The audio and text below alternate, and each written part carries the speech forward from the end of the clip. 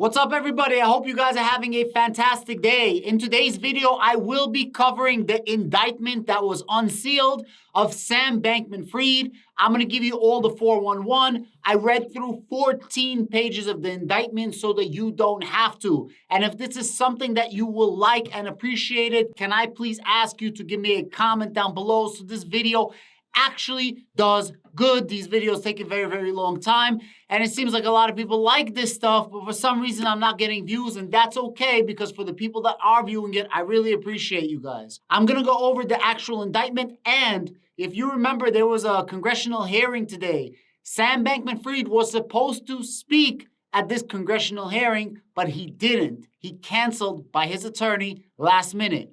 Why? He got picked up by the Bahamian police yesterday.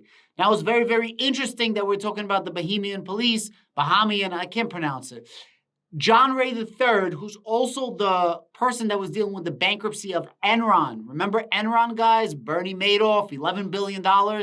He's dealing with the FTX bankruptcy. He's dealing with this whole FTX mess, which is worth $8 billion that we know of right now.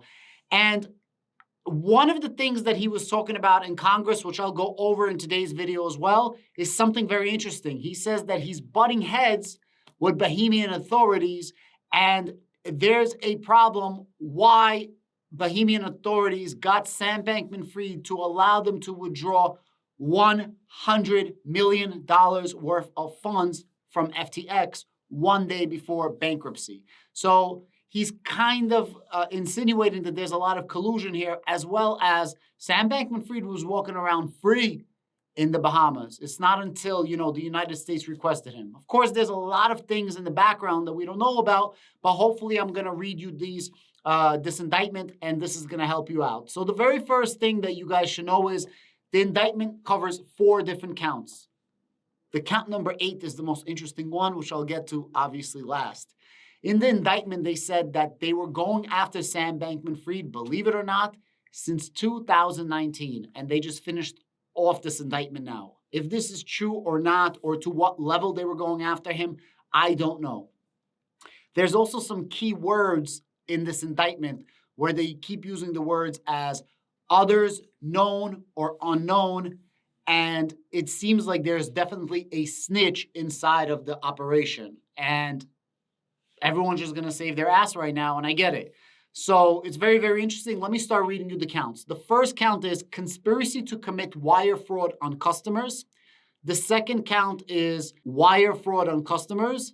The third count is going to be conspiracy to commit wire fraud on lenders.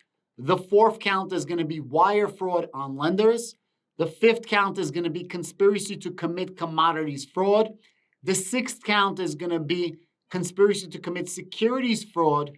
The seventh count is going to be conspiracy to commit money laundering. And this is the most interesting one right here. Conspiracy to defraud the United States and violate the campaign finance laws.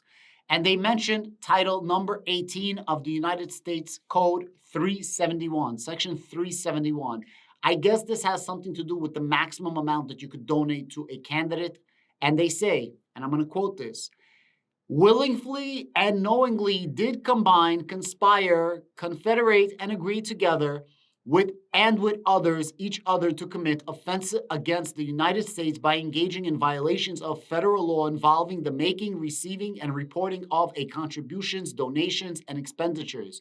Defraud the United States as an agency, therefore, by impairing, obstructing, and defeating the lawful functions of a department and agency of the United States through deceitful and dishonest means, to wit, the Federal Election Commission's function to administer law concerning source and amount restrictions in the federal elections, including the prohibition applicable to corporate contributions and conduit contributions in violation of Title 18 United States Code 371. And then they keep going on with this number of $25,000 and more in a calendar year. So I guess that there's maybe a maximum, or you have to report some way, shape, or form. Now remember, Sam Bankman-Fried's mother is in charge of the largest super PAC in the United States. specifically Democratic super PAC. So what does that mean exactly? There is limitations to how much you can donate to politicians. A super PAC, there is no limit how much they can donate to politicians. So a super PAC basically collects a shit ton of money on behalf of a certain party or politician, and then they donate it.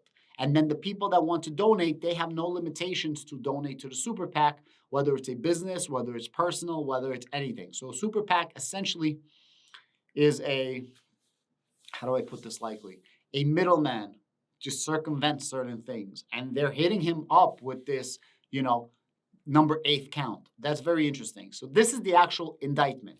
And they're going after him. This is how it starts. Now, there was a very, very interesting congressional hearing today. This congressional hearing went for hours.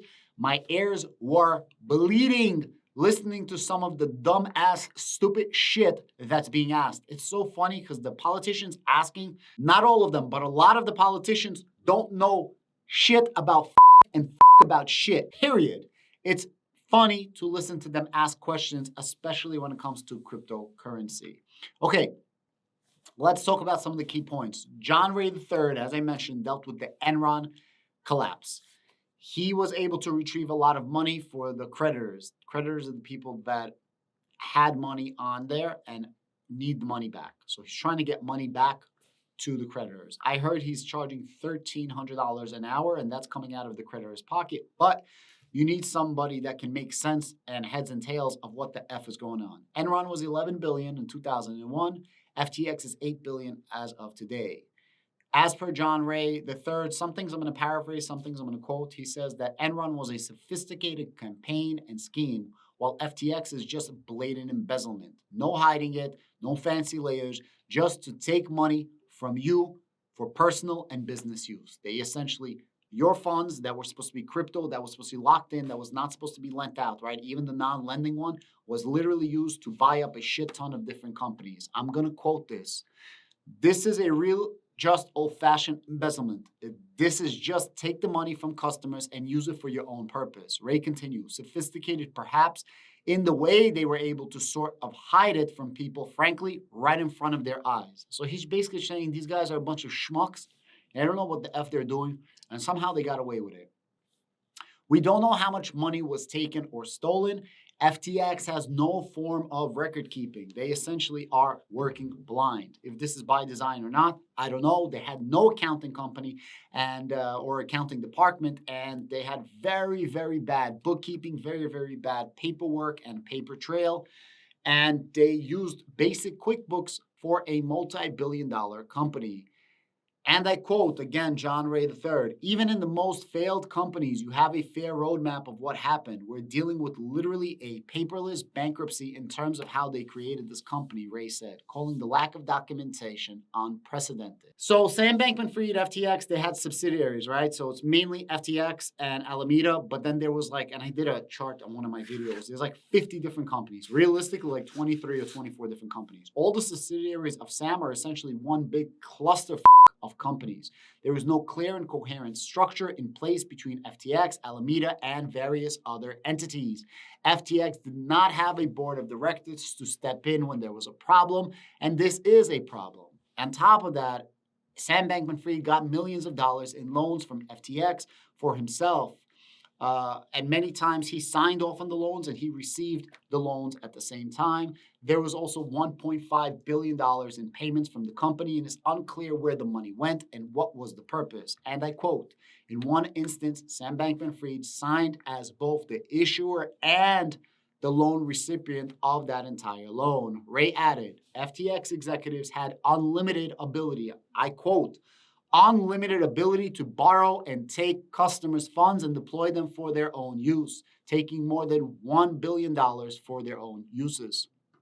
So essentially, FTX customers may be too mixed up to fully sort out. He says that he has nearly $1 billion of customer funds. A lot of it is on cold storage, but he says, we don't know which subsidiary owns what, which customers own what. And he's like, it's absolutely a freaking mess. Finally, as I mentioned in the beginning of the video, John Ray III is saying, hey, there's a really big problem with the Bahamas. There was roughly 1,500 Bahamian-based FTX customers that withdrew a total of $100 million just a day before the company filed for bankruptcy. And if you remember correctly, when this all happened, Sam Bankman-Fried said, hey, there's going to be some funds that are being moved. This is all the way in the beginning. And he says this is because Bahamian government said so. Bahamian government, like the SEC of the Bahamian government, the Securities Exchange of Bahamian government, which I didn't even know they had like 400 followers, says, hey, we never asked them to do that. Then like 3 days later, they file a statement that says, yes, we actually asked him to release funds. So what the heck is going on here? There's obviously some sort of, I don't want to call it collusion, but some type of friendship going on over here. Now, FTT token. A lot of people try to buy FTT token thinking that it might come back and it's going to have a bull run. Well, you guys are freaking morons.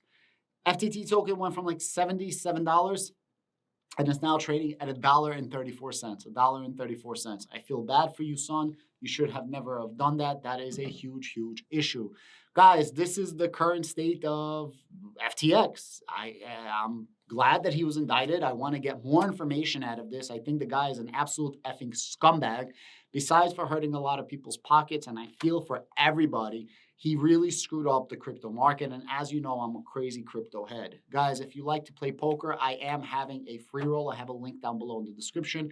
This Thursday, 8 o'clock Eastern. Don't click nothing. Don't buy nothing. Don't sign up to shit. I'm literally giving up 500 algorand and 2,000 Hedera H-bar out of my pocket, out of the goodness of my own heart, because I want to give back to the community. Everybody's suffering for money. So let me be Santa Claus for this holiday season and give out some Hanukkah geld. You know what I mean? Thank you so much. Don't forget to like, share, subscribe. I really appreciate you guys. Peace.